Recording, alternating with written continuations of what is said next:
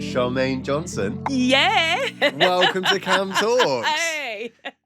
Thank you so much. Thanks for being here. Well, thank you for asking me. You're a very brave man. No, why would I be brave? What do you mean? You're like, You don't know what's going to come to you. not yet. No, but you right now you are the talk of the island. Oh, that's so sweet. That's a really nice thing to say. But you must feel it right now, right? You mean you've just come back from the island games? Like people must be stopping you in the street, wanting to chat. Well, that's normal for Alderney anyway. It is, isn't it? You just can't move around this island without like a million people wanting to talk to you. No, that's right. So that situation normal, but I guess I've given a bit of more of an excuse for a bit of a stop and a chat. But yeah, that's Alderney, isn't it? People love engaging in community and chatting and relationships. So yeah, it was fabulous. Of course, I'm on a high. It's a bit mad, isn't it? It is mad. Yeah. How do you explain what Alderney is to people in the UK that have never heard of it? Yeah, where do we begin? I think it is a sense of belonging. As soon as I stepped onto the island, I just had a feeling about that it was right for me. Now, it's not right for everyone, and that's fine, because in a way, Alderney needs to have people that are invested in it. But I felt very welcome. I felt very loved, even when had just started being here. I think it's been helped a bit because I did work in Guernsey for a little bit. And I had a friend, Karen, who I worked with at GTG, but she had a couple of sisters living here. So she started the ball rolling by introducing me to those two. And I've just felt loved. I felt accepted. I felt part of the community. People look you in the eyes. They talk with you. We converse. We can talk about anything. And it's a sense of belonging, a sense of community. And that is something that's so important to me personally. And it's funny, I was reflecting on this throughout my career back in the UK. So when I started studying at Southampton Uni for my physio, the first year we were in dorms, of course, but then I got the opportunity to work as a warden. And by doing that, you got the more senior students together who were acting in a pastoral role, caring role, and maybe a bit of a policing role. But we had a common room, so we could get down to the common room and be together, share things together. We had a common theme because we had our phones with us for call outs and stuff. But I think I've always longed for that sense of community and belonging. Combined events is the same thing.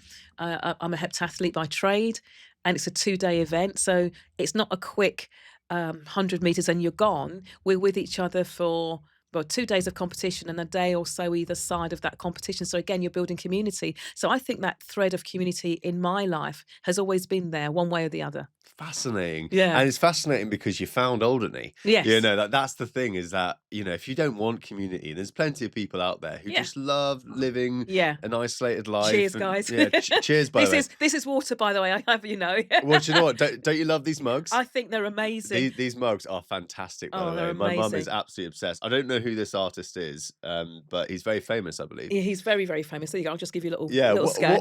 Who is this artist? I've forgotten his name. What's My his friend would bloody know. name? He's a Scottish guy. And he's Stephen someone? Brown. Stephen Brown. Yay! Stephen Brown. Do you know what's funny is for ages I thought this was an Alderney cow, like growing up, because my mum's got it everywhere. And I can't remember where I was, but I then saw this cow. Yeah. And I was like, what are they doing with our Alderney cow? And my mum's like, no, this is a very, very famous guy. But you know, the point is that like if you did want a community around you, to come to Alderney and suddenly just see what we've got going on here, you must be absolutely in paradise. I feel very blessed. I feel very fortunate to be here. The circumstances of my coming here are very, very special. So I was working at GTG in Guernsey. What's GTG? So Guernsey Therapy Group. So I came over to do a rotation job because that's something that they advertised. It didn't work out. Unfortunately, towards the end of my time with them, my mum was dying. And of course, in Guernsey, you can't stay unless you've got a reason to stay. But the population guys are really good with me. They extended my stay whilst my mum was basically leaving us. I'd booked my flight to come over to investigate Alderney. I didn't know when my mum was going. On the day that my mum died was the day that I was coming here. Wow. And that was just so special. And I just almost felt as if I had my mum's permission to come. And I did a walk around with the visitors centre. Emma O'Doherty was there at the time, so she took me round, talked through the island, said there was a need for physio support and all sorts of things. And I just thought, yeah, let's try it. And it's really funny because a lot of people say when they come to Alden, they come in the summer and it's I like this and it's wonderful. Then they do a winter and they go, "Ugh."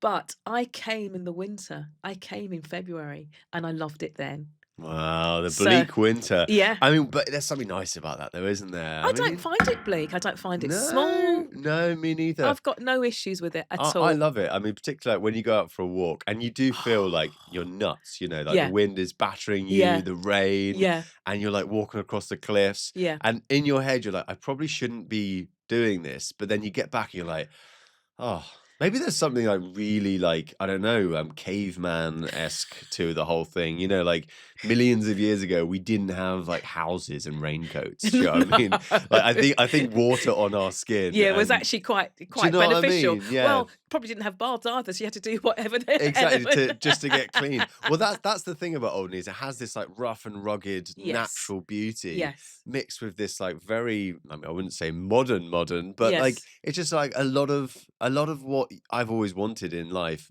Community. Yeah. I mean, I wouldn't say transportation's that No. easy, but maybe that's the good thing, Maybe it's nice that we're like trapped, in a way, trapped financially and technically. Sometimes the planes go down. Yeah. Sometimes that is the nicest thing, to feel like you're on an island that you just can't get off, Escape too Yeah, easily. too easily. I guess it's about perspective and where you are on your journey as well. Everybody has different needs. I don't know that I could have done Alderney earlier in my life, but I've had enough of experiences to understand what's important. Sometimes we don't always appreciate what we have, but we need to go away. So I would definitely encourage anyone that's on the island who's grown up here to have an opportunity to get off. But if you decide to come back, then I think because it's your home, you understand the nuances, you understand what you're letting yourself in for. But I believe that it's really important to also experience stuff off island. Mhm. And that's where the transportation is so important, that we are given that opportunity. At the same time, we're not a bucket and spade destination. I think we're a niche destination. And those that commit to coming come for a particular reason. And that is also very special. So the people that come want to be here. And if people don't want to be here, it stands out like an absolute sore thumb and they don't last. No, not at all. Hey, this is all done completely on purpose. We're trying to keep out the riffraff. Like, thank you, Alderney. Like, we love what you've done.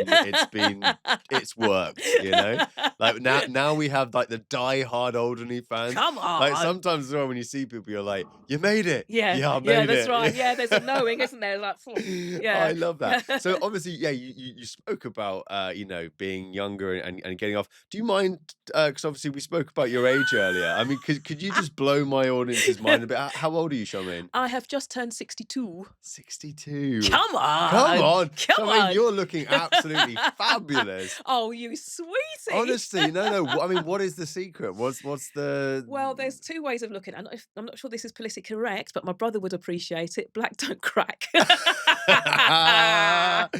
Hey, there's the advantage right there. That is the secret. So we've got the genetic advantage.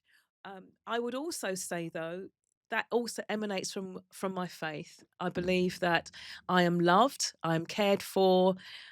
I have a faith which affects the way that I act. I don't always get it right. I'm not perfect, but that security in being in a loving relationship is so special. So I've got to give kudos to the big G as well, man. The big G. The big G. Thank you, God. Well, you know what? We had Samantha on recently who yes. absolutely blew my mind. So, well, look, I mean, like, do you know what really annoys me is that, like, I've realised I'm quite a negative person to myself. Yeah. I'm very positive around other people, but like to myself. Sort it. Yeah. I mean, Come on. like, how do I continually remind myself? Are you just like grateful for everything? Because no offense, but you are like the happiest person I know. And I don't know if that is even offensive, Uh, but it's not the first time I've heard that. really? No, it's not. Okay. I've got a friend called Rez Cameron, and we were doing one of the world or European Masters Championships, and there's a lovely picture of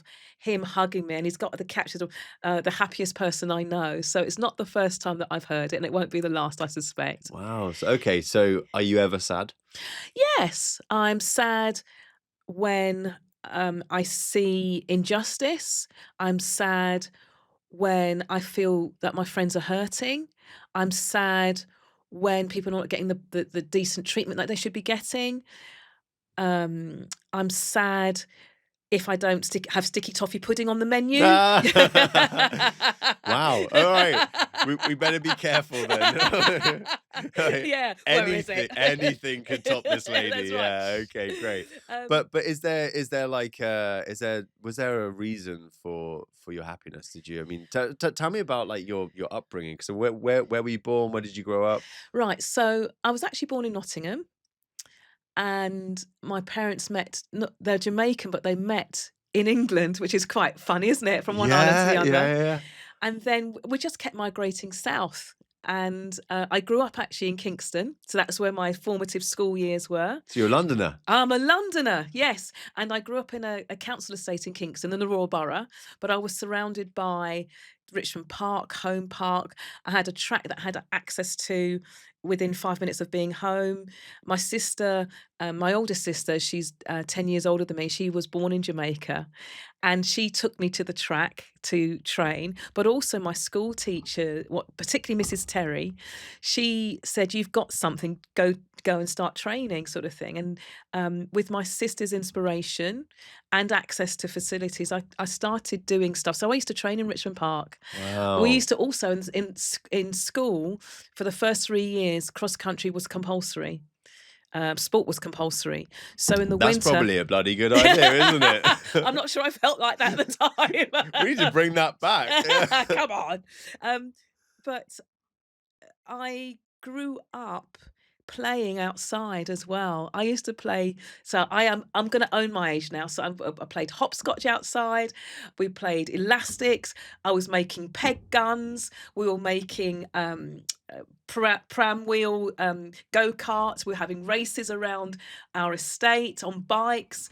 We were making mud pies, I know this is not correct, but burning holes through wood with our magnifying glasses. Hey! God doesn't mind a little bit of arson every now and again. He's proud of you. He's like, well done. I had a proper growing up childhood. I was playing outside, Yeah. and I'd only be coming in if my mum was saying, "Come, show me in. Your dinner's getting cold. Come in." You know? Wow. And it was just we played, and I was a proper tomboy. I Yeah. would play with my brother because he was the one that I grew up with, and it wasn't idyllic. We had a very hard upbringing, actually, very tough upbringing. But I loved being a kid. I loved playing. I just loved playing. And I played British Bulldog, and I'm proud of it. I would not want to play Bulldog against you. I bet you're competitive as well. Oh, just a bit. It's the Jamaican inside you. Yes, You're like, yes, come on. Let's go. Come on, Well, let's tell go. me, so your mum and dad from Jamaica, which of them gave you the zest for life? I mean, like, was one or the other a little bit more or less lively? I would say that my mum was probably my biggest role model, but not necessarily for sport. She was more of an educationalist, actually. I've got to share this story. So she used to play with us a lot, but I remember I was working in the civil service, and she cut out a paper article, and she showed me this guy who had just got his first degree in his 80s from the Open University, and she just looked at me and said, "You can do that." And my journey into academia was prompted by my mum. So I came into education really late. I did have difficulties at school, which I've only later found out that was because I've got dyslexia. Oh my God, me too. Oh, Welcome. welcome. But it was funny. It wasn't until my second degree that it was actually identified. So I'd already done one Yeah. degree. On my second degree, where I was struggling with a placement, and I'm not a particularly nice supervisor, it was my personal supervisor who was an OT. So, Charmaine, perhaps you've got dyslexia. So we went through the educational process to discover. So I've got dyslexia and dyspraxia as well. Interesting. What's dyspraxia? So that's basically where you it's spatial awareness. So you would Ah. potentially walk into things. Are you joking? No, no. How? No. You're the one with the javelin. Like, take that javelin off that woman right now. But it's funny, one of the things it did manifest, which before it was discovered that I had all of this, I remember I was competing at Crawley. And at Crawley, the high jump fan is not at right angles. It's almost like a hexagon. And remember, I was really struggling to get my jumps. I couldn't get my run up right because it was on a hexagon, and I couldn't see the right angles. I then did some training with a lovely friend, Gordon Dixon. So I was down in Worthing. I think I was doing some work in the South Coast, and I was doing some training with the Worthing Harriers. And he actually made me, because I think he was an engineer in the RAF, if I remember rightly, he made me a set square, which helped me with my right angles. Ooh. And I guess it's all before I knew I could put. I just laughed it off because I just can't see angles. And can you imagine a track without any lines? Oh my God. You just wouldn't stop, would you? You just I'll be a Forrest come Gump, I'll be back. running. Yeah, you just keep going.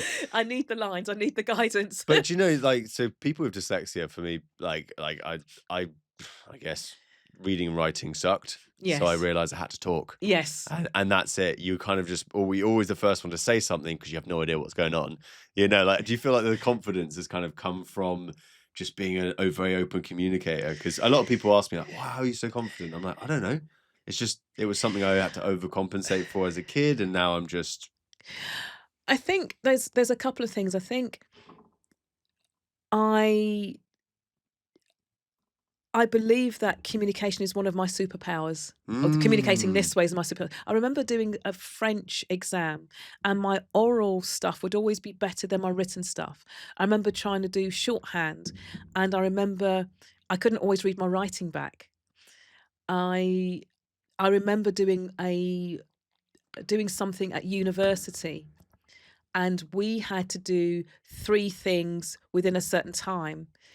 And when we discovered where I struggled, when I was given more time, this is before I even got the the dyslexia actually sorted, I suppose.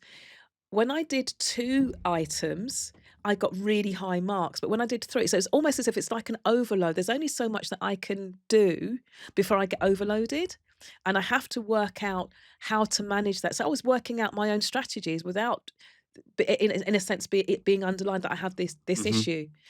It's not an issue; it's a superpower. It's just that I just work differently. That's it. That's Yeah, it. yeah, yeah. And it's really interesting because if you look at the way that the world is set up, who's to say what is normal and what is not normal?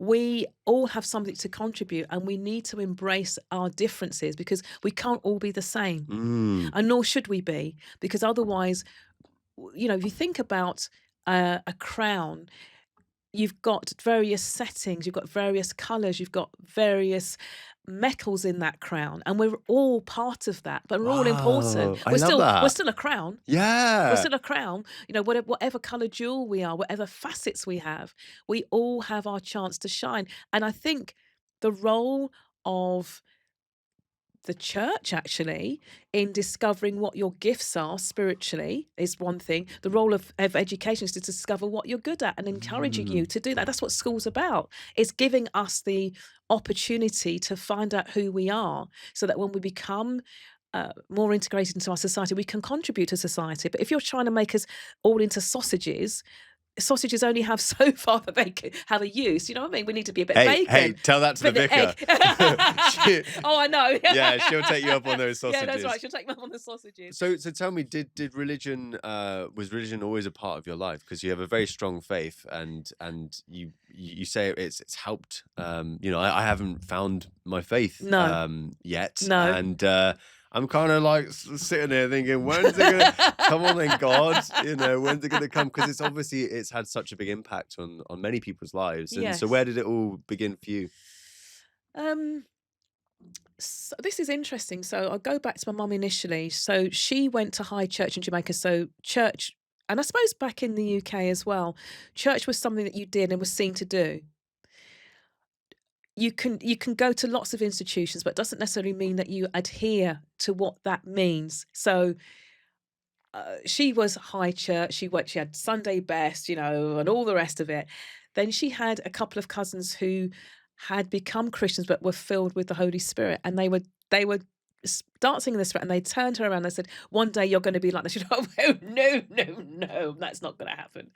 Then, but this is the funny thing. Now, this is really funny. Out of us kids, I think before Mum had her own personal faith, she sent me to church. I don't know why she did that, but she did, and I'm still laughing at it now. Wow, so she sent you as the guinea pig? Yeah, Like, go and see what church is that's like. right, yeah. I was the reconnaissance mission. Wow. So you must have been very young then. I was young. Yeah. So I was into youth group. So I used to do stuff at youth group, trampolining and stuff there. But she sent me to church, and so I joined. I was never a brownie, but I was a Girl Guide. So I think through Girl Guides I started going to church because we used to have to do parades on a Sunday. Mhm.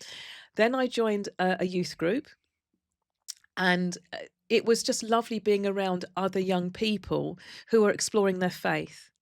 One of the funniest things, though, is that before I actually made my own personal commitment, I got confirmed at about 14. So I was in my best green dress, and we had this high and mighty bishop coming to, bless us.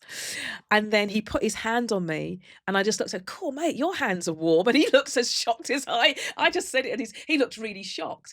And I believe that was God just putting his hand on me and affirming that he loved me and he wanted me. And Wow. then I fell away from church for a bit, and then I saw Chariots of Fire, and I thought, "Oh, can athletes be Christians?" Because I'm just beginning to start my athletics career. My youth group were really encouraging me. The club were beginning to encourage me, and I'd there's so many threads, but I remember I worked at the post office tower when I was about 14, and David gave me a book about the English schools. I'd never heard of the English schools before, and I said, "Right, well, I want to do that next year," and I started training for it. I got in. Sorry, the English The schools? English schools. So the English schools is a big school event for athletics in the UK every year. It's one of the biggest events. So actually, when one of my English schools appearances, the Princess Royal was there. So we've had all sorts of people there, and I was representing Surrey. And to represent Surrey was huge because we took 70 from, so the bigger counties, Surrey, Middlesex, London. You'd have 70 kids competing at various events. So I went for long jump. And I remember qualifying for the first time. I was so excited. I jumped up in the ceiling. We had the polystyrene ceilings, and I put a hole in the ceiling. So excited. I was so excited. And it's just been a journey. I just don't see the difference between what I do as an athlete and what I do as a Christian. Paul talks about running the race. I feel as if, well, my mum's conversion was a part of it, but I think God has been working on us for a long time. It's a bit like injuries. Sometimes injuries happen because of trauma, and sometimes injuries happen over a period of time. And I believe that God was working on me over a period of time through lots of incidences, conversations, relationships. Again, it was the relationships which I think were important. Well, God's still working on you right now then. Yeah, Thank you, God, for bringing her to me. This is amazing. So you represented Surrey. Oh, come on. Yes. How old were you then? 15. 15. Wow. Yeah. And you did long jump? Long jump. And how did your athletics career grow from there? You must have really got the bug. Oh, I got the bug. So I was at a club called Surrey AC. It's now Kingston Polytechnic Harrier. So that was the local club. And I was being coached by a lady called Maureen Chitty. So she was, I think, an Olympic long jumper in her day. And I think it was Dave Trowell, he was an Olympic silver medalist, and he was a member of the club. And so we used to go to Crystal Palace and be coached and stuff. So she was helping me to train. Wow. And so the Palace is also very, very important. Crystal Palace is very important. And it was just a growing love for, I love competing against myself. I love trying to better myself. I love setting targets. And that's what it was for me. So, all right, if I need to get to this, this is what I need. Okay, how do we do this? And to represent Surrey at that level was huge. So when I finished at the English schools, I think I actually managed to get into the final. And again, that was a huge joy Mm. because, and of course, we won as well. So in a couple of the years that, I think I competed 4 consecutive years, but Surrey did win overall as well. So to be part of a winning team and every point contributing, which actually brings us full circle in terms of the Island Games, we are contributing to our island community's knowledge of who we are. It's identity, isn't It's it? identity. We are, we have an ambassadorial role, and I, as a Christian, I have that role. As an athlete, I have that role. As a physio, I have that role. Working in boardmans, wherever I am placed, we are representing someone. To tell me that there is a lot of so give me a summary of what athletics is, because I don't really know, to be honest with you. We've got, just list them off for me. So All we've right, got so- long jump. So we've got, you've got track and you've got field. So track can be anything on the outdoor, for anything from 100 meters to 10,000 meters. In the field, it's the jump. So if I sort of high jump, long jump, pole vault, throwing, shot, javelin, hammer, discus. Or we've got hurdles, steeplechase, 400 hurdles, short hurdles. There is a variety of different disciplines in it, and that's what makes it so fascinating. Wow. How do you decide on which one you want to do? You got to try them all? I kind of did, actually. Yeah? I kind of did. So when we had the 5-star scheme back in the day, and it was like a sliding scale of achievement. So I don't know whether you did gymnastics, but gymnastics used to have badges for levels of attainment. And so athletics used to have a 5-star award scheme for individual events and for the pentathlon. And I just kept getting better and better. Sorry, a pentathlon is what? Sorry, 5 events. My apologies, 5 events. So what's a pentathlon? So a pentathlon, when I was a little girl, it was hurdles, I think it was shot put, high jump, long jump, and a run of some description. And you do all of that back to back? Yes, you do that in a day. But that was when I was tiny, because I didn't do 800s then. But now you've got the men's decathlon. Decathlon? Yeah, so What does that's that 10. mean? That's 10 Right, events. That's okay. 10. Women's heptathlon, which means 8. Indoor, the men do the heptathlon and the women do the pentathlon. The men do the heptathlon over 2 days. The women do the pentathlon over a day. You're allowed, or you should have a minimum of half an hour break from the last competitor that completed their event. So, for example, if you're in the high jump, you have someone that come in at a lower height and go at lower height. Then you've got those that are specialist high jumpers who'll go on forever. So once they finish, you've got a minimum of half an hour to recover for the next event. So if you're really good at high jump, you could win the whole thing by just smashing that one thing, or is it you got to be the best overall as an average? I think you need to make sure that you're scoring well across all the events. So you don't necessarily have to win an event, but you need to score well. So you could not win a single event, but win the whole and thing. still win the whole thing. Wow. Yeah. Okay. So yeah. okay. It's strategy. See, I get it. Yeah? I get it. And then, so for you, what was your specialist, or what were you really, really good at? Funny enough, shot put. Although it didn't get much in the way of points. I was very competent as a shot putter in combined events, and actually I was ranked in the top 10 as a shot putter, even though I wasn't a shot putter in the UK. I was ranked in the top 10 for heptathlon. I was in top 4 at one stage. Wow, in the UK? In the UK. And I was ranked in the Commonwealth in the top 20. Blimey. I think I still hold the double heptathlon record for the UK. I did it once. That was enough. We're not checking it. No, so. that's all right. No, I can't remember now. Wow. I have been UK champion a couple of times. I didn't realise that, but I have won the UK championships a couple of times. So you got a lot of bling. I have actually, but it's not on display. It's in a tin somewhere upstairs in my office. Love that. I mean, is it even about the medals? Because I feel like at the end of the day, it's about the competition and doing it. I mean, I think it's a package for me. In a way, a medal is a maybe confirmation of your competence on that time, but it doesn't necessarily, it's not a reflection of who you are. Some people wear their medals and think that this medal is who I am, but what happens when you take the medals away? What's Ooh, left? That's profound, isn't it? interesting. That's A profound. very physically fit person, hopefully. Yeah.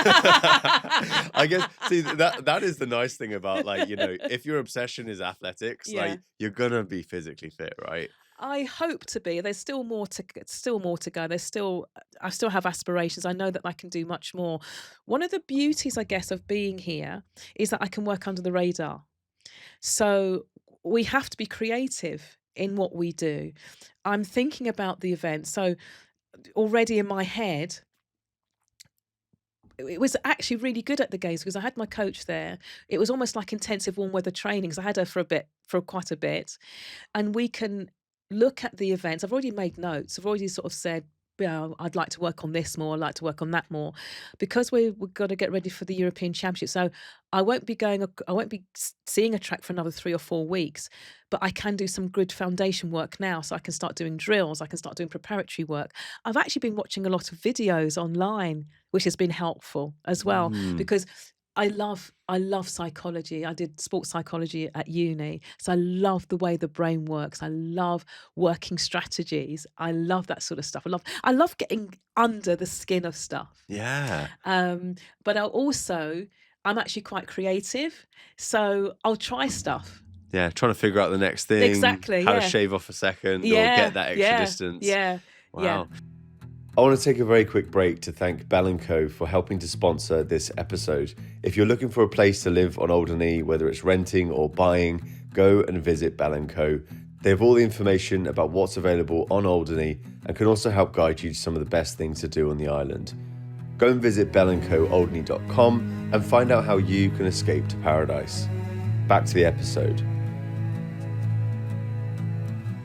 So just tell me about the Island Games then, because obviously when you first came to Alderney, it took you a bit of time to figure out, what was going on. But suddenly you realised, oh, we don't really have an athletics kind of team, or what was it like before you arrived? And then I guess, because what is Alderney Athletics to you now? Right. So I've got to go back. Rod Paris was doing training sessions twice a week, I understand, when I first came on the island, for those that were long to middle distance inclined. So one session would be a shorter run and another one would be a longer run. So Rod Paris is the one that gave the platform for athletics to even happen.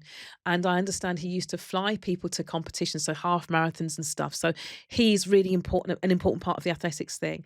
And actually, Alderney did have competitors who won medals. I think her name was Nikki Neal, and in one game she won a bronze and a silver, and another game she won a bronze in the longer distances. That was a while ago. I think it was 2007. We hadn't had any representation in athletics for over 10 years until I came on the island. So I came in 2016 and I competed in Gotland in 2017. And the first thing was about getting representation. So I was the sole athletic competitor. One. You were. I was athletics. No, but you were the only representation for athletics. Wow. Athletics. Wow. But the footballers were with us. Yeah. Jenny was with us, brilliant archer. Do you know, I think I remember that year, because I think I remember seeing Alderney's athletics squads. I went, wait, what? We don't have athletic people. But that was that was a great taste for you. It was a massive Then you taster. came back to Alderney and you looked around and it's like, anyone want to do athletics? Essentially, that's been the idea, to try and generate interest. What I am very proud of is that I've been able to reach out to other sports. So table tennis, I've always had a presence at the Island Games, actually. So again, those that did the groundwork and actually sacrificed, our postman, I can't remember his name, forgive me for not remembering, but he put a lot of hours into the table tennis and used to take them over to Guernsey, and actually the Alderney table tennis players used to represent Guernsey in inter-island matches and against the UK. So the talent is there. Mm-hmm. So you have, table tennis was a very big feature of the Island Games when I came onto the island. It's just making sure that we create a foundation to build on. I'm hoping that, actually, you've got Emma, So Emma Oh, was the Emma Etheridge, she's an absolute machine, isn't she? so Emma, she was during COVID. She was based in Guernsey, and she told me a story. I hope she doesn't mind me saying, but she was saying as a youngster, she'd never heard of the Island Games. We want that to be a thing of the past. We want all the youngsters to know what the Island Games are on this island because Well, they do now. they do now. But when she was a kid, no, that wasn't even mentioned. Yeah. It wasn't until she went to secondary school, sixth form, that she heard about it and heard her peers talking about it and also wanting to compete. Mm. And in a way, we want to bring some of that fire to Alderney. We want to bring some of that passion to Alderney and give people the opportunity to say, you know, if we train and we commit ourselves, we could be representing our line, because it is a wonderful opportunity to have international competition from an island perspective, because when the Island Games were formed, they recognised that small islands would not necessarily be able to hop from here to straight into an Olympic Games or into international honours or anything like that, because you need those stepping stones and you need to expose young people to competing. I guess the closest would be the footballers, because they are competing week in, week out in the season. They're always going off island to compete. And they want to raise their profile, don't they, with what Rob's doing? And so I want to do the same. And I'm not ashamed to say it. I do not do running, but I have to. But I love field events. As a kid, I remember running in a playground long jump pit with Rose's surroundings, falling on my face, laughing my head off. I thought, oh, this is great. This is great. Wow. And I want people to see the value of it. And I think perhaps we are a bit of a sleeping giant in the sense that Alderney doesn't really always appreciate what it has around us. And we need much more awareness, not to dilute the island, but to promote it. I mean, you found an athletics team. I mean, I think at one point I almost felt like you were trying to recruit me. You know, I'm like, No. yeah. No. Yeah, I think I even like an idiot. I was like, yeah, sure, I'll do it. No. But you found a lot of great people now. So tell me, who is the athletics team that you took to the Island Games this year? Right. Well, they took themselves. I didn't take them. Well, you but know, I encourage. but you're like the mother, aren't you? You know, you're oh, grandma now. grandma. Oh, grandma. Your grandma. Yeah, because Sporty Gran. Sporty Gran. Yeah, because competing at the games, the youngest competitor was 15, so I'm giving 47 years away to my competitors. Come on. That's so funny. It's grandma. I love So that. Emma was the next on board, and Matt came as our team manager in Guernsey. So that was 2. So it was wonderful. And then Emma spoke to Rosie, and Ben, because of the social media input that the girls had put in, Ben wanted to compete. And also what's good is that as people see us training, they'll ask questions. They want to get involved. There are some youngsters that are coming up that I hope will come on board really soon. We are going to be putting standards and stuff in place because I think it's important that we do. We don't want to dilute what we're doing. But I think the most important thing is that you're committed to training, you're committed to fundraising, you're committed to representing the island in the best possible way. And how do we find out what we're good at? I think you just got to try stuff. So you got a few javelins kicking about? I have. I've brought my own equipment. Wow. And I would. This is where we need to sort of collaborate, really. So I know that there is a PE teacher at the school who has started a running club for the kids. Brilliant. I know that Rosie has been hugely instrumental, along with Rod Paris, in setting up Not the Park Run. And I have to say, big prop, because they have.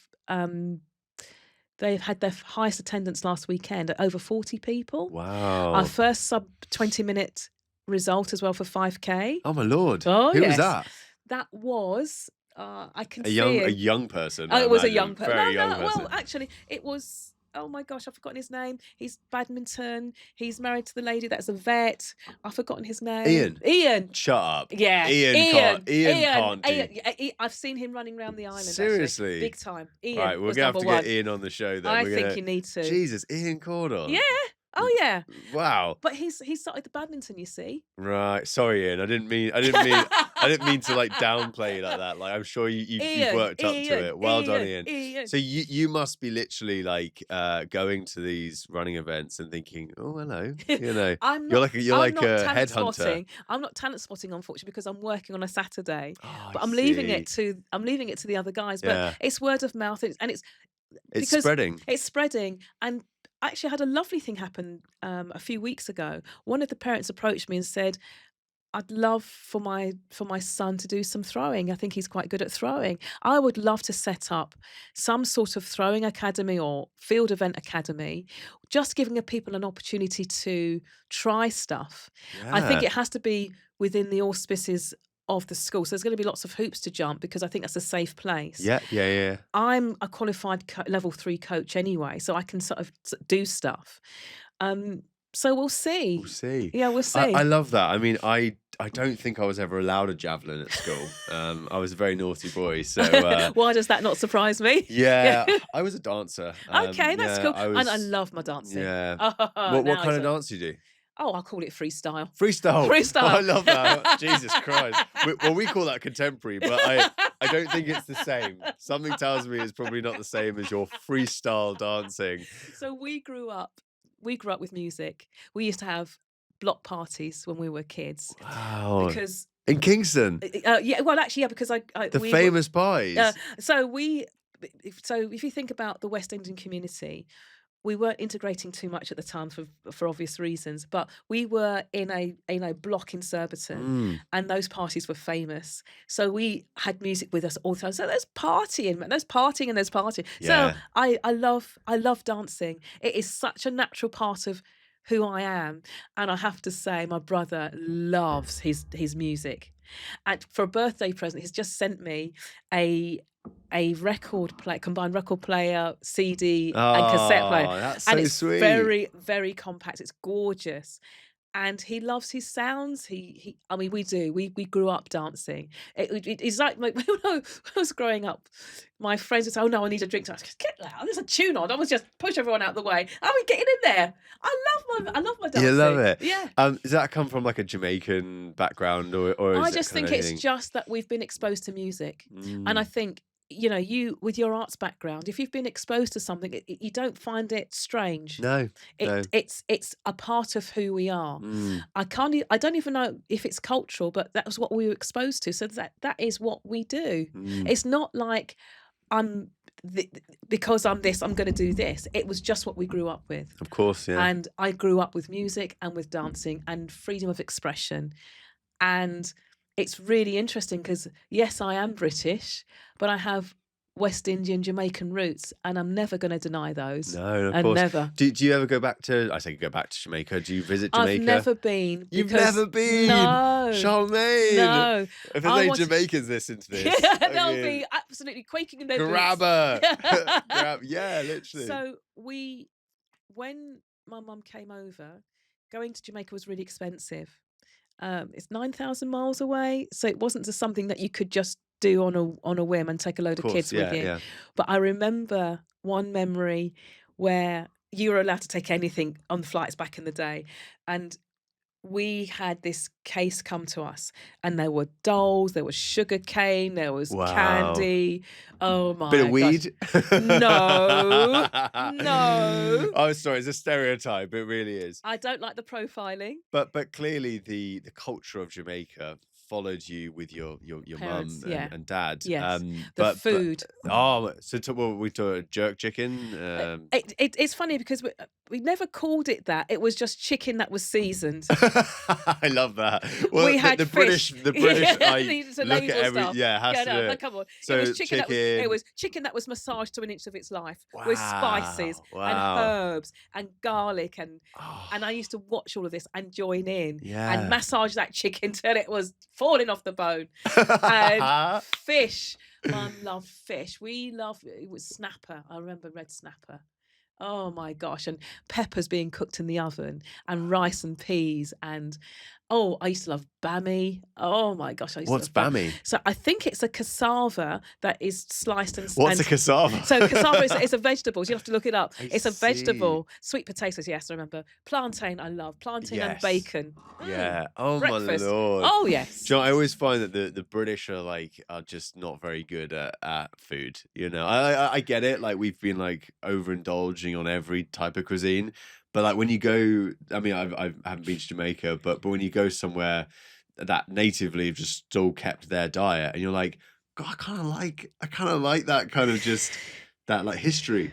I think it's interesting because perhaps the British have had that in the past, but I think there are cultural uh, spots in the UK where cooking has taken on a different thing now, hasn't there? There has been an explosion of a fusion of different influences and people raising their game as well. I mean, look, we've got the I think blonde so. Yeah. hedgehog here, haven't we? Oh my God, You know, how great is the blonde hedgehog? oof, oof.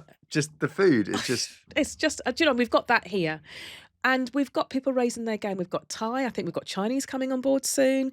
There's Chinese whispers. Chinese whispers. I've heard about it. I've heard about it. Yeah, exactly. Don't know where it I is don't know where it is yet. yet. Yeah, that's right. So, but do you know what I mean? We all have something to contribute, Yeah. and food is part of the culture of community.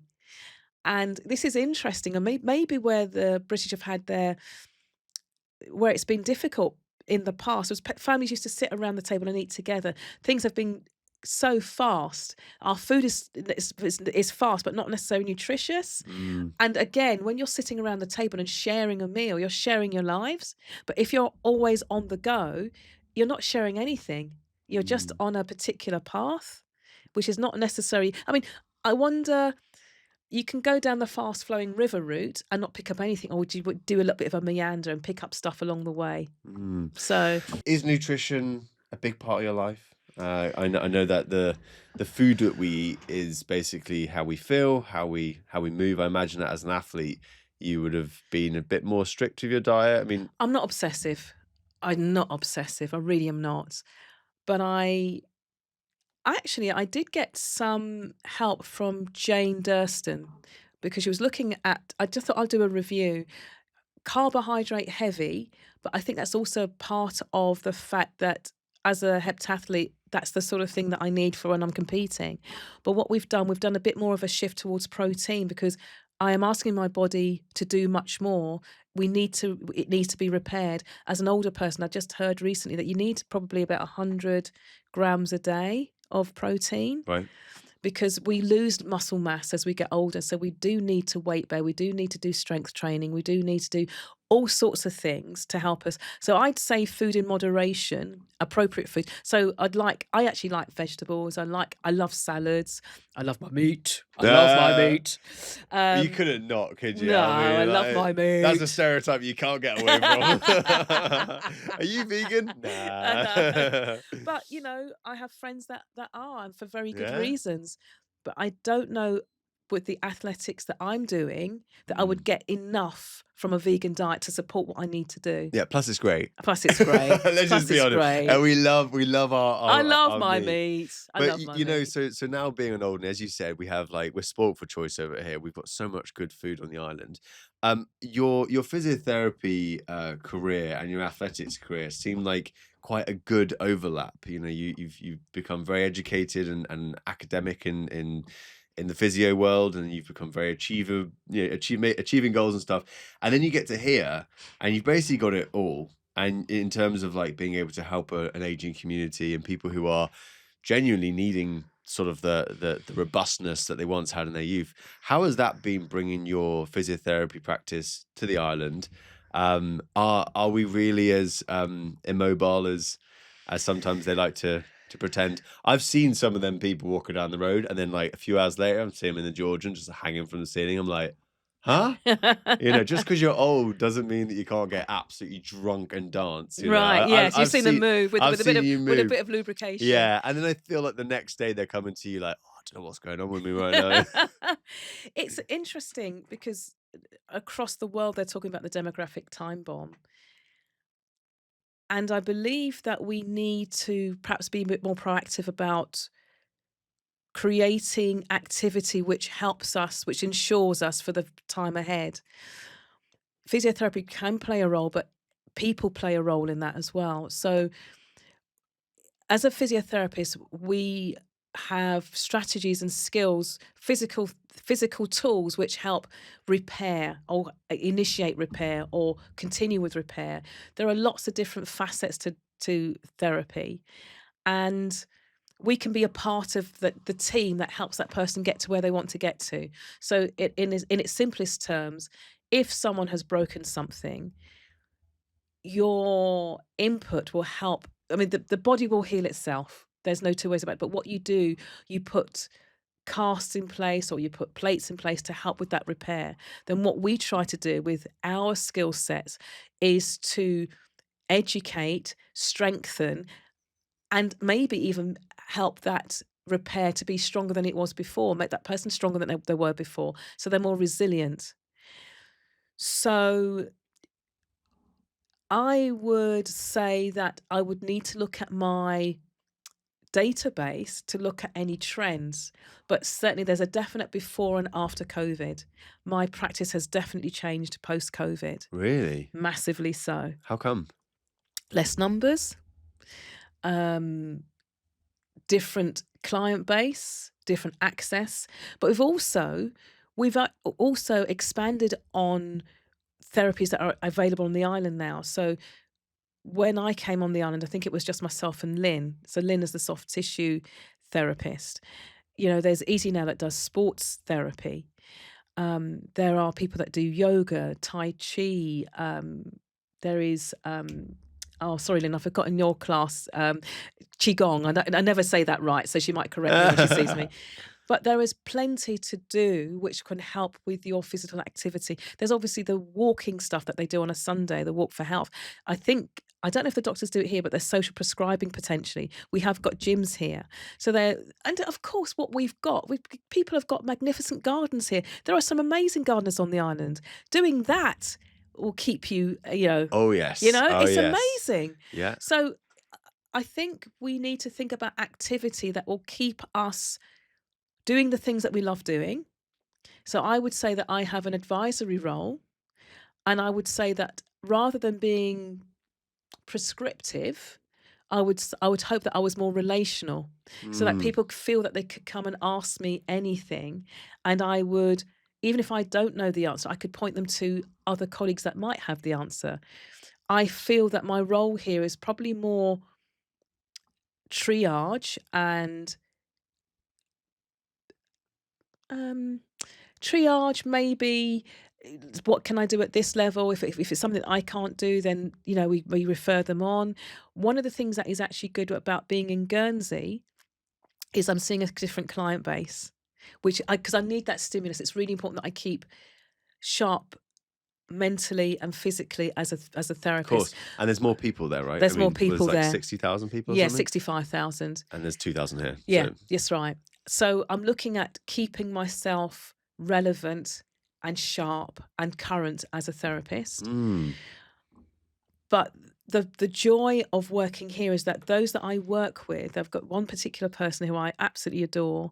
I've been working with for a long, long time. I can also help with maintenance of their function so that they do not drop off, and they're still able to do the things that they love doing. So I think I've got lots of different hats that I could potentially wear. If I was in the UK now and I was working in the field that I really am passionate about, I'd be working in the military, working in rehab, working. So they've got primary, secondary, and tertiary care. I would be working. Primary care would be like what we do here, where you've got the doctors and you're working at an initial state. Secondary and tertiary care in the military is you'd go into a regional centre, you'd have classes of soldiers that you'd be working with, and you're running classes, so upper limbs, lower limbs, backs, etc. You work with a team of others to support that group of soldiers for a 2 or 3 week course. Hopefully what you do is almost like a intensive input of support, and then you send them back to their units. Hopefully a lot stronger, hopefully with the information that they need to continue with their rehab. But it's that team environment I absolutely love. I love that too. How long did you work with soldiers for? Because I know that you've done. I've done locuming on and off ever since I graduated. So I graduated in 2005. And was there a period of time when, like when there was like wars on and stuff? Were you Yeah, seeing so war-related injuries? I was working at Headley Court, so we were at the back end of the Afghan war. So I was working with lower limb amputees, and that was incredible. They are so determined, and I was able to apply some of my athletics knowledge to them, working again as a team. I think this is it. I think what I work well in is a community. So in a way, I want to be part of a team, and I want to be contributing to the benefit of those people that I have the privilege of helping. But I also want to empower people to help themselves. I don't really, if I'm doing my job well, I should actually be making myself redundant, because Of course, people have yeah. the tools to help themselves. I think where it's harder here, because you've got such a small population, I could be making myself properly redundant. Well, you did talk about the age bomb. Yeah, that's right. Yes, I mean, that's right. I don't know what's going to happen. No, in nobody the knows, next, really. 5-10 years. I No. mean, it is kind of scary, but I know what you mean about teamwork, because this is what kind of annoys me a little bit about Alderney as well, because we have all these problems and everything, but we've also got all these people on the island who are willing to work. Where's the leadership? Like, and that's the thing that drives me insane. I'm like, no one's ever come to me and said, "Cam, do you want to be part of something bigger?" That's right. I'm like, yeah, I'd love to be. Yes. And that's what it drives me insane, because we can't go very far alone. No, we can't. Yeah, we have to do it together. We can't. And that is the opportunity as well. That's sometimes holds us back, but it's also the opportunity. I detect that there is change in the air, though. Right? Oh, doesn't big it time. feel like it? Oh, big Do you know time. what? I love this, because now, and this is why I wanted to do this show, because I was Yes. like, why don't I just go and interview 2,000 people Yeah. and just see what happens? Yeah. Because we're finding now that there is a sentiment in the air. We've had a long period of inactivity, or whatever it is, problems, and now like in-house problems, squabbles amongst our own government. That's right. And now we've got a government that's a little bit more proactive. Yes. And actually, people are starting to come forward a bit now and That's say, right. actually, you know what, I'm here. That's right. I'm here to help. Yeah. Well, I had it today. Vaughan, bless his heart. This man is mega fundraiser. He's raised 8K in 2 weeks. He's just volunteered to help us raise some funds for the Island Games. So whether he'll work with exclusively with athletics or work with all of us, I don't know. But he again, I love the relationship. I believe in relationship. I believe in working together. I'm very collaborative. And I'm not trying, it's for the benefit of that person in the middle. I don't care who looks after that person, as long as they're getting looked after. Of course, yeah. I couldn't care whether you go to a chiro, osteo, physio, sports therapist. I'm not bothered. But I am bothered that whoever we are, we deliver the best quality care, and we give the best advice, and we are doing the best that we can for that person. So I don't have the equipment or the stuff that can do X, Y, and Z, but I know that I deliver great care. I know that I give of my best. I know that I don't take any prisoners when I'm talking to people. That's what I heard. Yeah, someone's. I said, what was it like working with Charmaine? They're like, she doesn't take any prisoners. I'm like, and that must be hard as well, because you must have people who are undisciplined, or they don't really know what they're doing. Well, I tell them straight. You're a Londoner, mate. That's right, yeah. Yeah. But at the end of the day, we want people to feel that they're engaged in whatever it is they want to do. And if you give people, just show them something, and this could be you. And if they take that, but it only takes one person to see a shot. I remember watching, and I am not dissing my age, I am owning it. But I remember, I think as an 8 or 9-year-old, watching the Olympics and watching Mary Peters win the gold. I believe that my mantra has always been about the underdog triumphing, because she wasn't expected to win the gold, because there was a lady called Heidi Rosendahl, who was the great West German talented, long-legged, superstar, and yet she won. Wow. Mary Peters won with grit and determination, and I think that is a bit like the England's women teams, actually. Right. But I believe in the grit. I believe in hard work. I believe in creating surprises. There are many people who are talented, but talent alone is not always enough. You need to put the hard yards and you need to do the work. Mm. And I'm prepared to do the work. And above everything, seems like you've got a zest for life and a happiness that's kind of unshakable. It's deeper than that. I think it's like I've had 10 shredded wheat. People say, "Oh, you've actually had your shredded wheat today."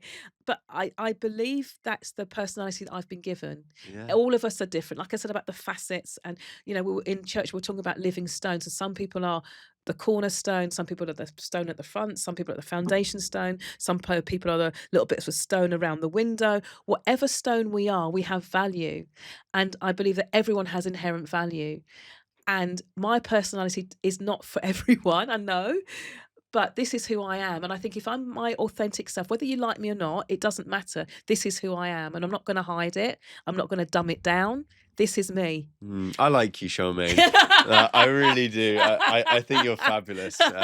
Anyone that tries to convince me to come down to the football club to do sprint training and then like makes me walk away going, I just committed to doing some sprint training. I don't know how. Like, how did that happen? Yeah, I was supposed to say no, and then I said yes, and I'm like, oh, okay, cool. I think you managed to get one of my friends to then convince me. I don't know, but you know what? It's energy, and I love energy, particularly on an island of 2,000 people, because we do. What's the word? Is it you're the sum of your parts or something? Yes, but like yeah. we make up the crown jewels. Yes, that's right. We do. We're just a big crown, aren't That's we? right, With lots yeah. of shiny little Exactly. diamonds. And everyone has a part to play. For everyone that's donated or encouraged or spoken or smiled, it means so much. I can't tell you. I mean, it's really interesting coming back to the island this time round. I mean, Guernsey was tremendous. It really was. And we had that amazing documentary. We got so much exposure. It was unreal. Alderney, we had Paul, we had Susan with the bowling, we had the shooters. We actually the Governor General, the Lieutenant Governor General supporting us, properly supporting us. He came over actually to Orkney. Wow, oh my God. Come on. He's a nice guy, isn't he? Yeah, come on. Super down to earth yeah, guy. Absolutely. That sense of self-worth, that sense of acknowledgement. When you're talking about love, the reason why people love each other because they feel that they can be themselves. And that person brings out the best in the other person. It's not about me, it's about that person. And when your focus is on the other person, it reflects. So it's not, you're not in it because of you. The thing that was coming in my head as I was competing, I felt as if the Lord has to become greater. I have to become less. I am just a channel. I'm a reflection of part of his personality. But I want others to take center stage because it's about them. I am just the bulkhead. I feel my role actually in coming to the islands is that I can bridge different aspects and help people to meet in the middle. Because that's what, actually, funny enough, that was my role when I was working at GTG. Because we were doing the rotation, I was working in inpatients. I could talk to outpatients. There was that opportunity which was missed. I'll just say that. I'll put it out there. But I believe that by creating these relationships, things get done. And it is about relationships. And word of mouth is king here. So my reputation is everything. And I have to be on my A game. I can't afford to slip up. Professionally, I can't. So even though we are in Alderney, as a professional practitioner, those standards that are set, and they are quite robust, and they get renewed quite a lot, that transfers wherever I go. I guess that sense of, when you're a diplomat or when you're an ambassador, you always are carrying that sense. It's like, back in the olden days, if you had a scroll and it had the king's stamp, you had that authority. We have that authority. We have that kudos of carrying or representing our island. The island has given us permission to represent them, and it's serious business. We're very grateful, honestly. I can imagine it must have felt so proud in the Orkney Islands, just wearing the Alderney flag. Come on, that must have been so great. It was such a buzz. I mean, it was funny because Guernsey started it last time, and I tell you what, I have to give credit to Guernsey. When we walked around the town for the opening ceremony 2 years ago, there was so much love for Alderney. It was like, wow, where did this come from? That was honestly, it was proper amazing. And then seeing the crowds again in Orkney, obviously they cheered Orkney, of course they did, it's their home Yeah, games. yeah. But we got a lot of love as well. Yeah. And I think because I wonder why. I think one of the reasons why the Island Games are so special is that we all understand the issues that surrounds the islands. We have transport We all issues. have the We same have problems. connectivity issues. We have fuel, maybe not so much in Scotland because they've got their own fuel. But do you know what I mean? There are things that are unique to us as an island that isn't shared anywhere else. Of course. And we understand what we've had to overcome to get there. And it's. I mean, I was privileged to throw in the javelin final, and this young lady from the Western Isles, I think she got their first gold medal. And I remember seeing her at the games 2 years before, and I think she threw just over 30. She threw 40. She's one of the best athletes now in Scotland for her age group. But the joy of sharing her coach and her winning, that's just as important as me doing well. Oh, that's exciting, isn't it? It was so good. I mean, like, and throwing a javelin is not an easy thing, is it? Do you know what I mean? Like, just, no. You know. I mean, and this is the thing. So you're back now in Alderney.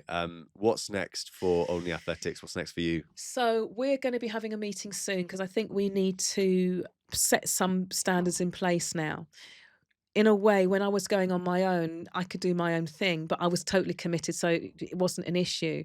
But now that we are beginning to get some traction, there is the social media side. I think we need to put some stuff in place to protect us and protect each other, to protect the brand of Alderney Athletics, so that all of us that compete are competing with integrity and with wisdom, and we're all committed. Now, life happens. You know, I don't know whether I'm going to make the start line in 2 years' time, but it's an aspiration. Charmaine, don't say that. No, but you've got to be realistic. Touch wood. No, but you know, you've got to be. I mean, I've been to 2 games where I've been injured just before. So before Guernsey, I had a car accident in Alderney. Really? And there was a race against time to get me fit. So to get to the remember that, start yeah. line, and then I threw an island record. Then You must have been pissed off. I wasn't a happy girl. And then I was training in London in February, March, and I irritated my meniscus. So we had to then adapt my training, but we got to the start and we performed. Life happens. It's not going to be recoveries like that. It's never going to be this nice straight line. We have to deal with what life gives us. But as long as we have integrity and we're honest, we will always do the best that we can. And I'm hoping that in the future, that basis of honesty will lead to higher rankings, climbing. You know, we actually, all of us, finished above our island placing. Rosie 15th, Ben 10th, Emma 8th, me a couple of 8ths, 115. We are all performing way above our island placing. All of us are. All of us are. And I think the best is still yet to come. Ooh, well, that's exciting. It is. You're getting me like wanting. You know, Samantha made me feel like I want to go to church. You make me feel like I want to throw a bloody javelin. Like I don't know. I don't know how I can afford to do all this stuff. But I do like the fact that we can obviously have these conversations. Yes. You know, we can put this out to people. Yes. What would you want people who are on Alderney? Maybe they're thinking, oh, I can't really do athletics. What do you want them to think about? I think. Well, there's lots of avenues. I think depending on. So one thing I would probably get people to start thinking about. So not the park run. It's not just about runners. It's about walkers, joggers. Wait, this is not the park run. No, that's not the park run. Because we don't have a park run. No, that's right. We're like an island run. That's right. So it's called not the park run. So you can attend that. You could attend that to start off with. Brilliant. And you could start walking. So it's done on continuous loops. So you could perhaps say, my aim is to walk half a loop and walk back, or do one loop and walk back. And there's lots of different ways. But again, I love this. I love my mind in ways of trying to motivate. No, essentially, I had a patient yesterday. this is fascinating. So, had a patient yesterday who wants to achieve something. What we've got to work on is motivation is very much, uh, I suppose, motivation is very much a sensation thing, a feeling thing. Discipline, you do it no matter what. And we need both. But to get you over the line, you need the discipline. You need to actually commit to doing something. So, if you're a musician, if you're a dancer, you're not going to dance unless you practice dancing. Yeah, of course, yeah. You're not going to be able to sing unless you practice singing. Mm. I can't be a Christian unless I actually practice it. At the end of the day, that's what it is. And actually, just because McDonald's and then you go to McDonald's doesn't actually make you a Christian either. Attendance, not necessarily what being a Christian is about. It's about having a relationship which changes your outlook and changes your behaviour. And that requires a commitment. So do you think that discipline is something that you have to enjoy? Do you Some discipline isn't actually that pleasant, to be honest with you. It's like, oh wow, I'm really enjoying this run. No, I look at my training session and I go, flipping heck, what have you been giving me? And it's funny, it always looks great on paper. Yeah, but you see, most people have the discipline problem of not going for the run. You're looking at your results going, what am I doing wrong? Yeah. Most people don't even get out the door, So what are we supposed to do if you just can't be asked? Well, look, if you can't be asked, just be honest about it and try and find something that you like doing. So if it's gardening, if it's playing with the grandkids, if it's going out for walks, I mean, we've got beautiful places to walk here.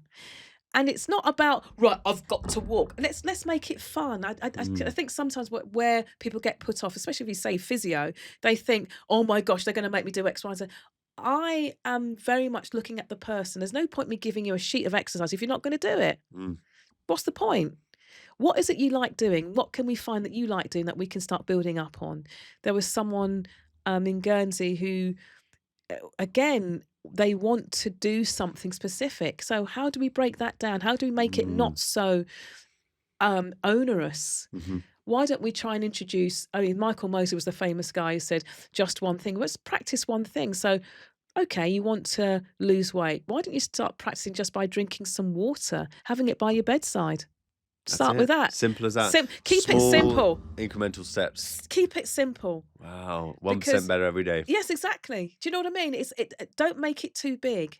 Don't make it too onerous. Break it down. You've got a whole cake there. You're not going to eat the whole thing. I might. Slice. No, I might try. What it is, though. Chocolate cake. I would probably go jammy. Either jammy Dodgers or jammy Dodgers, possibly. I did eat a whole packet of digestives the other day. Oh, mate. Yeah. I understand. I'm human. But I didn't then eat the next day until dinner, so I was like, I'm all good. And I got given Percy Pigs the other day. No. I love M&S. Yeah, oh, that's right. Kate said, Lord have mercy, I'm eating Percy. I just cracked up laughing. Wow, there you go. So we've got she is a sinner. Yeah. I am. Forgive me, Lord. Yeah. I have sinned. I have sinned. Percy made me do it. Yeah, that's right. Well, maybe eat him, I guess. This is strange. Anyway, so what I love about obviously the fact that you're here is that I have a lot of faith in you, and I have a lot of faith in you being on Alderney, and just the people that you work with as well. And I don't know, I guess my mum and dad are getting older. I am kind of wondering how can I get them to move about more? I mean, any sort of basic advice on They've got to want to, actually, and they've got to sit. So in a way, a bit like what you've said about when you've spoken to people, it's created something within you. In a way, it's a bit like fear of missing out? FOMO. Ooh, okay. Hey. So I'm going to be like, hey, Dad, I'm going for a run. It's so good. Or maybe what you need He's to never do. gonna care. No, what you could do is do laps and put a pint at the end of it or something. I don't know, but you know what I mean? Yeah, dangle the carrot. Now you know, yeah. A spritzer would get my dad there, yeah, but for sure. Do you see what I mean? We understand that sport is an anathema to a lot of people, and it's not the be all and end all. But find what you love. Yeah. I can't. We all have our interests. We all have our thing. What is your thing? Find what your thing is and enjoy doing that. Whether it's creative, whether it's there's lots of beautiful artists on the island. There's people that poetry. There were so many talented people on the island. Of course, you've got people that act and stuff as well, and people that play sport. We all have something that we are particularly good at. Find a way of doing that with joy. If something becomes a burden, then why are you doing it? It makes a lot of sense. And I think we had Ellis Downs on the show a while ago talking about how community was like one of the greatest indicators of a long life. Yeah. And it does sound like the activities that we do that get us out the house, that connect us with other people. Yeah. It is important to find that thing. That's right. It doesn't have to be, as you said, No, sport. It no. could be absolutely anything. But Yeah. finding that Yeah. that thing. I know that the old boys love playing golf. Yes. There's, Yes. I think it's hole number 7 is called Cardiac Hill. All right. Yes. Because and actually apparently no one's actually died on that hill yet. No. But it used to be sponsored by the Undertaker on the island because it was anyway, it is what it is. But John, the golf course is beautiful. amazing. Isn't it? It's so beautiful. So, play golf, do bowls, walk somewhere. I mean, there's a swimming group. So I'm part of the swimming group, which I've not joined yet. Sorry, ladies and gentlemen, I have been otherwise distracted, engaged. Yeah. But I hope to join them. Yeah. Because I know also, again, I've got my discipline head on. Also, it's good for my body to have some water around the old joints, Yeah. When I've run out of WD-40, that's the next best thing. I love that. But yeah, but I think community and relationship is very important. It's very easy to be isolated here. We found that out through COVID, that relationship and community is so important. And we need to reach out to people. So I am really grateful as well, because I do a lot on my own, training on my own, that my church makes me accountable. So there's a lady called Penny Ash who will always send me messages saying, be gentle with yourself. Are you okay? Stuff like that. And that accountability is really important because it's easy to go off on a route. So yes, I need to train, but I also need to make sure I get my arse in church. I need that. Hey, I might see you there. Yeah, come on, get your butt there. I might see you there. Get your butt indeed. there. Well, Charmaine, thank you so much for chatting to me. Oh, thank you for having me. Yeah, no, all good. Let me quickly just do a quick batch change, because Yes, what I of want to do course. is I just want to ask you to tell me a bit more about what you love about Alderney. Oh, okay, yeah. I just secretly, this is actually all a ploy to get some adverts Yes. for Alderney together. Yes. As everyone. Yes. Let's just say nice things about Alderney. So Yeah. I thought, all right, we'll Get that in. Yeah, I want to just finish off. Okay, so Charmaine, lastly, just before we let you go back to your day, what does your life on Alderney look like? I mean, how do you spend your time on the island? What do you really love doing here? Eating. I don't do that enough, actually. I don't go out to eat as much as I would like, but when I do go out and eat, I love it, because I'm very rarely let down with the food that I get my gnashes around. Of course. One of the other things I actually love doing is having my friends come over or family come over to see me here, because they get why I'm here, and I love showing the island off. I love being with my friends. I love spending time. Tracy Ann has a menagerie of pets, so I love seeing her and the family, the animal family, and sometimes Mark when he's not winding me up. Yeah. Hello, Mark. And I love those. I love those intimate relationships. So I am a social butterfly, but I guess because it's difficult, because I probably don't do as much socially as I would like to, because I haven't really got the time, I'll be honest with you. I guess because I have other priorities, training being one of them, that does take up any spare time that I have. So it's funny, because when I was being interviewed today and we're trying to get the interview date, I said, you only have one day off a week? I said, more or less, yes, because every day I have a commitment. So Mondays, I will be going to Guernsey to work at the CMC. Tuesdays is my day off, and I get a massage from Lynn on a Tuesday, and I try and catch up with myself. Nice. Very nice. Wednesday morning would be training session with Julie, and then in the afternoon I'm at Boardman's all day. Thursday, Boardman's. Friday I've got my clinic. Saturday morning I'm at Boardman's. Saturday afternoon, I'll be training. Sunday, church, and maybe just collapsing and I relaxing. was gonna say, yeah. Where do you find the time just to do nothing? Actually, I do every morning. Actually, I do pray and meditate in my Bible, and that actually is my grounding. So again, like any good relationship, if you want to know who someone is, you've got to spend time with them, Mhm. and that is something that's very special. That grounds me, and you know, I can come to God in the day. It's during the morning, particularly, and I'm not a morning person, so this is it's a discipline. This, but I have a Bible study which my friend Angela sends me every quarter, and I go through various things. So funny enough, I'm in the 2-week period now where we're talking about making good decisions. So I'm really enjoying this section because it's looking at different ways that you can make decisions and what drives that. So I'm very much head led, but it's also talking about leading with the heart as well, being a bit more spontaneous. I could probably do with being a bit more spontaneous, but I'm so disciplined because I know I've got so much to try and fit in. So I can't really go off and going off my head really because it's not a good look, and It's not, is it's it? not a Yeah. good look really. Yeah. But Charmaine's in the gutter oh, over that's right, there, yeah, like, yeah, oh it's dear. not a good look. But what I love, the thing that I love doing on Alderney is people. I love doing people. So wherever I am, I love bantering with my colleagues at work. I love sharing a giggle with my patients.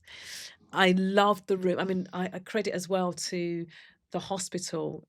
They have given me a room where I overlook the sea, and I get so much feeding from just looking out. Nature, it's Mm. nature that gives me so much. Unbelievable. It's so, so beautiful. The bird song. I love the way the trees frame the blue sky. I love looking at a dark sky.